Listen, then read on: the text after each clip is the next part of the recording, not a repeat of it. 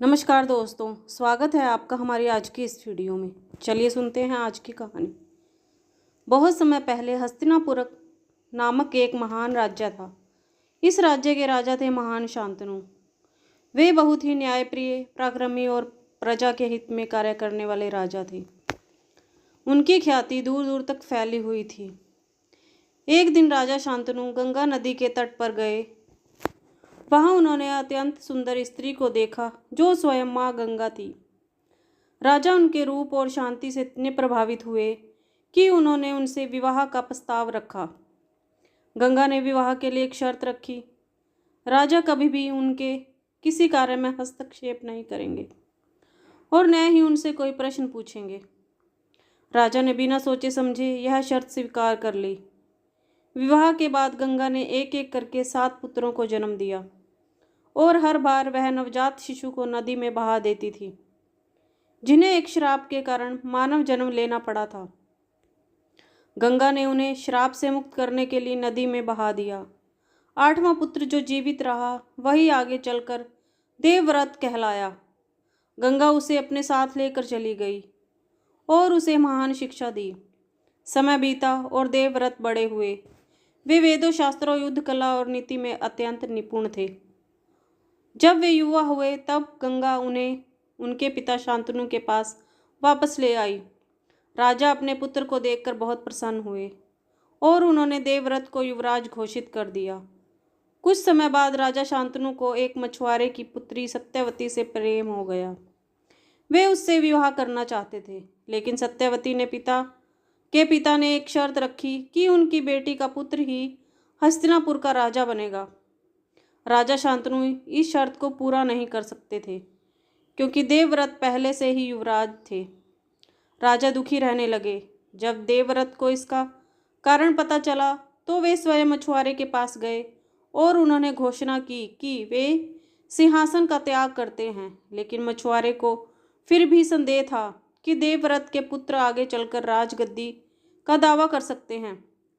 तब देवव्रत ने एक और कठोर प्रतिज्ञा ली। उन्होंने आजीवन ब्रह्मचर्य का पालन करने की शपथ ली ताकि उनके कोई संतान न हो। यह प्रतिज्ञा इतनी भयंकर और कठिन थी कि देवताओं ने आकाश से फूलों की वर्षा की और उन्हें भीष्म नाम दिया, जिसका अर्थ है भयानक या कठोर व्रत लेने वाला। उस दिन से देवव्रत भीष्म पितामह कहलाए। भीष्म पितामह ने अपने जीवन को पूरी तरह से हस्तिनापुर की सेवा में समर्पित कर दिया। उन्होंने सत्यवती के पुत्रों चित्रांगद और विचित्रवीर्य का पालन पोषण किया। चित्रांगद की मृत्यु युद्ध में हो गई थी और विचित्रवीर्य की भी अल्पवायु से ही चल बसे। राज्य बिना उत्तराधिकारी के रह गया। तब सत्यवती ने अपने पुत्र वेदव्यास को बुलाया और उनसे नियोग प्रथा के अनुसार संतान उत्पन्न करने को कहा। इससे धृतराष्ट्र, पांडु और विदुर का जन्म हुआ। भीष्म पितामह ने इन तीनों का पालन पोषण किया और उन्हें योग्य बनाया। उन्होंने हमेशा हस्तिनापुर के प्रति अपनी निष्ठा बनाए रखी, चाहे परिस्थिति कैसी भी हो। तब धृतराष्ट्र के पुत्र कौरव और पांडु के पुत्र पांडव बड़े हुए तो उनके बीच मतभेद बढ़ने लगे। भीष्म पितामह यह सब देखते रहे, लेकिन अपने वचन के कारण वे हमेशा हस्तिनापुर के सिंहासन के प्रति वफादार रहे। महाभारत का युद्ध जब शुरू हुआ तब भीष्म पितामह कौरवों के ओर से सेनापति बने। हालांकि वे जानते थे कि पांडव धर्म के पक्ष में हैं, फिर भी उन्होंने अपने वचन का पालन किया।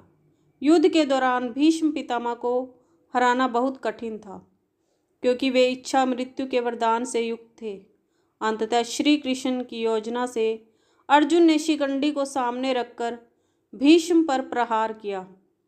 भीष्म ने शिखंडी को स्त्री मानते हुए उसके सामने हथियार नहीं उठाए और उसी अवसर का लाभ उठाकर अर्जुन ने उन पर बाणों की वर्षा की।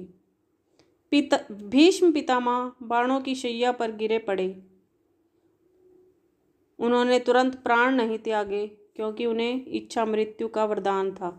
वे उत्तरायण काल की प्रतीक्षा करते रहे। बाणों की शैया पर लेटे हुए भी उन्होंने युधिष्ठिर को धर्म, राजनीति और जीवन के अनेक महत्वपूर्ण उपदेश दिए। उन्होंने राजधर्म, आप धर्म और मोक्ष धर्म का ज्ञान दिया, जो आज भी प्रासंगिक है। अंततः जब सूर्य उत्तरायण हुआ, तब भीष्म पिता ने अपने प्राण त्याग दिए और स्वर्गलोक को प्राप्त हुए। तो दोस्तों, ये थी भीष्म पितामह की कहानी।